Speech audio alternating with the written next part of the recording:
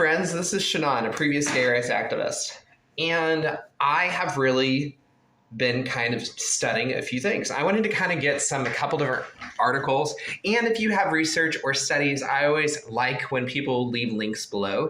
You can also email me on my email, wherever my email is. It's at the profile or in the description of this video. But anyway, I want to talk about Born This Way. On TED Talks, there is a doctor, and hopefully I can find it. Her doctor is name is Dr. Lisa Diamond, and she talks about a study that she has done compiling hundreds of women and all sorts of sexuality and development. And she talks about the need for equality. Equality has a lot to do with accepting people in their lives and being able to say that they are making a choice that is right for them. Of course, when you go into religion, that always is a philosophical conversation about moral evils of society and much more, which I feel is a separate conversation. But on this note, there is a lot of evidence that she proponents, based on these studies and several others, that there is no gay gene, that you might have certain depositions, which we have genetic memory that is coded in our DNA from past traumas of our mothers or down our family line that have been given to us, or canines and the like, that could maybe promote certain things, but that isn't a definite in someone's life. And I feel that whenever we talk about the progressive movement of being born this way, this is a huge issue, because it basically means if you say that, you're just stuck this way. And that's what a lot of people who are former LGBTQ do not like. And I would agree that that's very, very harmful, that you just give this sense that you're just stuck with these attractions and you can never grow, or you can't desire other things, or you'll never desire other things. It really spins a narrative that's one-sided, and it only states that your experience will only be like certain other people. This is the largest thing that I found was consistently the case.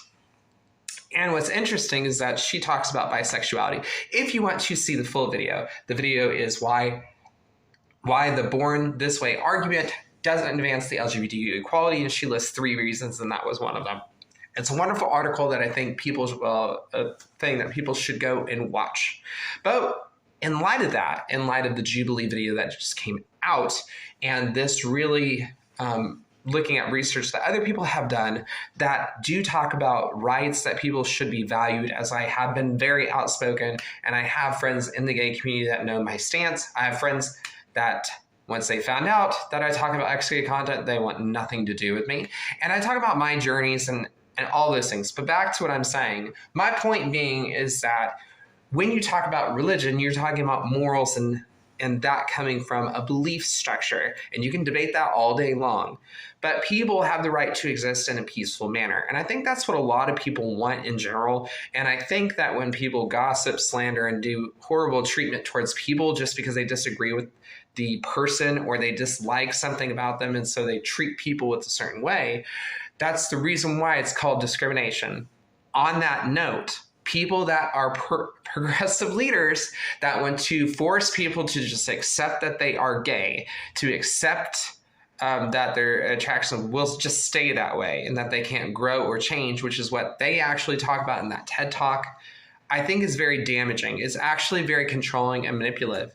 And I think it's spiritual abuse to sit there and suggest that. Basically, in history, we have this huge moment of doing it's conversion therapy that tried to make people believe or pray the gay away. And that really, I feel, does a disservice to people of faith in general. If you have same-sex attractions, you can have a relationship with the divine creator and still have those things go on. The question at that point is, are the lifestyle choices, is that considered sin to get you into heaven?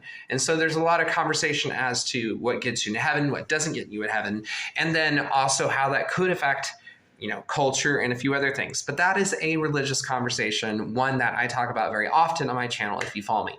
But again, going back to the conversation, when people are treated in that way, that you are just born this way and stuck this way and just deal with it and you're just a liar, studies actually say that there are many people that actually have sexual experiences from dating the same sex to the opposite sex. And then there are those that develop, and the data is actually against progressive theologians. The reason why this is so harmful is because people get shamed into coming out of the closet. I was a person that was shamed into coming out of the closet. And I had several people that said, I knew you were gay. I knew this. I knew you were just born, blah, blah, blah. And it's really just unkind. They told me I was gay. That's not what I was. But I think that's really just one of those things that the gay community really likes to, or like in the TED Talk, say, oh, you didn't know you were this for that long? It's very presumptuous, and it's very debilitating to the mental health. It's in my opinion, it's kind of like the opposite of conversion therapy. They want to divert therapy you with this humanism. And that's what I think it is, diverting somebody into their own type of thing. That's a really kind of thing. But I believe that it's really malicious intent to really vindictively go and attack somebody. And I will stand by that. And I believe that people should be held accountable for the damages that they do to people. It is simply just not healthy to do that.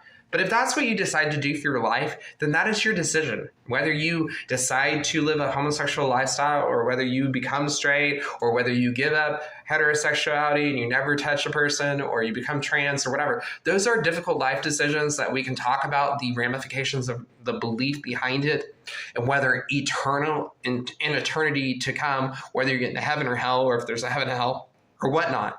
But ultimately, the same reason that allows you as a queer person, gay, bi, trans, or the like to exist, that same right should be extended and respected and have equality, tolerance, and acceptance, but is in fact not accepted into the gay community. I like the Jubilee had this document that I talked about, and I continue to talk about, and I'm thinking about reviewing sections of it, where they talk about former LGBTQ. They don't actually talk about Exgay. And I think that that's really important, but most people are familiar with the idea of Exgay meaning that concept, or it conjoins conversion therapy, reparative therapy, all in one go.